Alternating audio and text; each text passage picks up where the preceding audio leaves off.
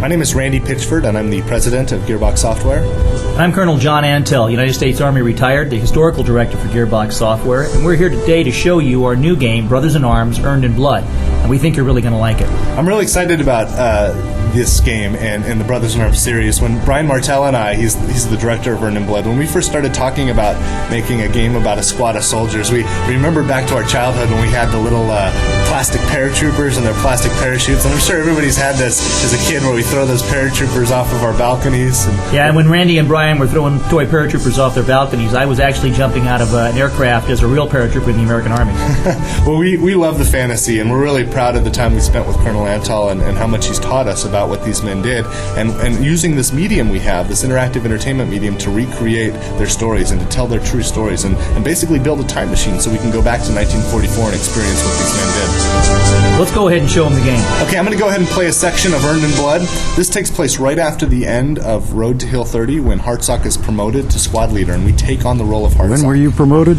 Now, in Earned in Blood, you're going to see the whole perspective from Hartsock's viewpoint. We had a little ceremony at the base of a church. It was cut short by German mortar fire coming from the south side of town. Was anyone hit? Yes, sir.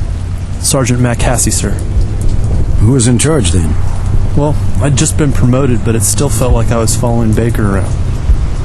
It was probably for the best at the time. How much resistance did you encounter?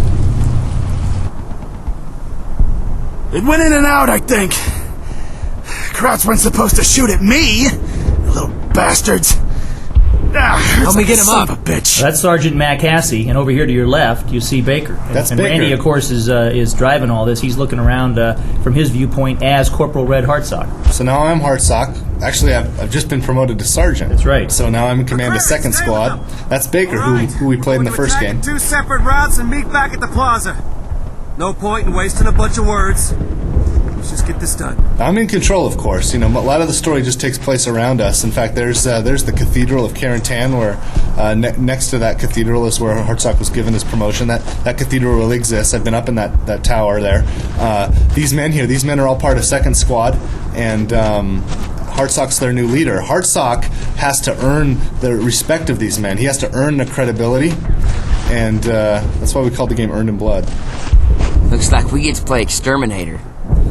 Just like Road to Hill 30, Brothers in Arms, our first game, you'll see that in this game, everything's authentic. This is Carentan as it looked in 1944. So soon. At least we're following you this time. Now, these men have Should I follow? thousands of more lines to say. In fact, everything they have to talk about changes from mission to mission. And also their look changes. You'll see their facial hair grow in. You'll see them, the scars and bloodshot eyes as they get tired and exhausted. It's really neat to see these characters change over time, and that's a big deal of what this game's about, the brotherhood between soldiers and these real men that we fight with. We have an interactive world.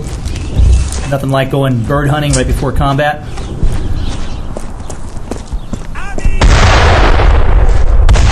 Bring my men up. One of the things that was great about Brothers in Arms was the new squad command system Gearbox invented for it that allows me to give very simple commands to my fire team and my assault team. I can give a move order by maneuvering that cursor and saying, hey, move there. Or I can tell them to attack by pointing at an enemy.